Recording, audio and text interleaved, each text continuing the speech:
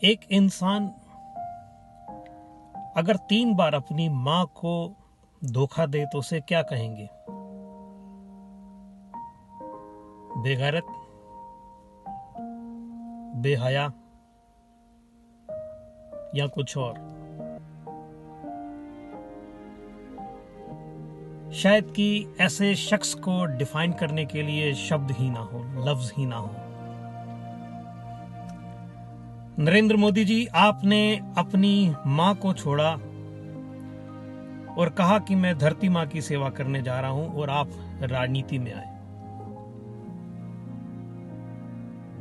आपकी मां बेटे के प्यार को तड़पती रही, लेकिन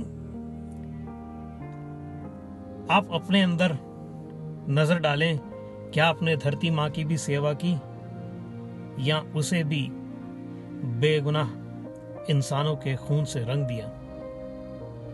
वहां से आप चले और आपने बोला कि अब आप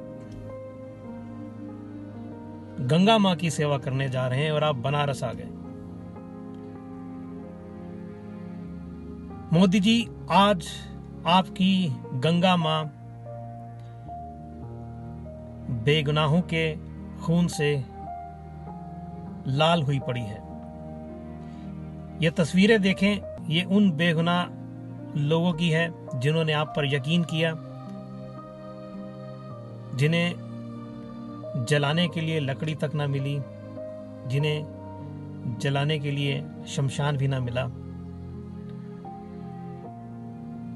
लेकिन आपकी गंगा मां ने इनको जगह दे दी। अपनी मां को छोड़ा, धरती मां को धोखा दिया, गंगा मां को धोखा दिया, और कितना धोखा देंगे आप इस देश को, इस देश की माओं को, इस देश की बेटियों को, इस देश के बाशिंदों को। मोदी जी, इन लाशों में देखिए कहीं आपका ज़मीर दबा पड़ा होगा, और अगर वो अभी मरा ना हो तो लेके जाइए उसे किसी मस्जिद में, किसी मंदिर में, किसी गिरजे में, किसी गुरुद्वारे में, जहां ऑक्सीजन के लंगर चल रहे हों। शायद आपके मरते हुए ज़मीर को इंसानियत की कुछ ऑक्सीजन मिल जाए और एक बार फिर से वो जिंदा हो जाए। वरना ये याद रखिए कि शरीर का मरना कोई मौत नहीं होती, लेकिन ज़मीर का मरना सबसे खतरनाक मौत है। बहुत से कत्ल हो चुके हैं, बहुत से लोग मर चुके हैं, लेकिन कृपया अब अपने ज़मीर का कत्ल ना कीजिए।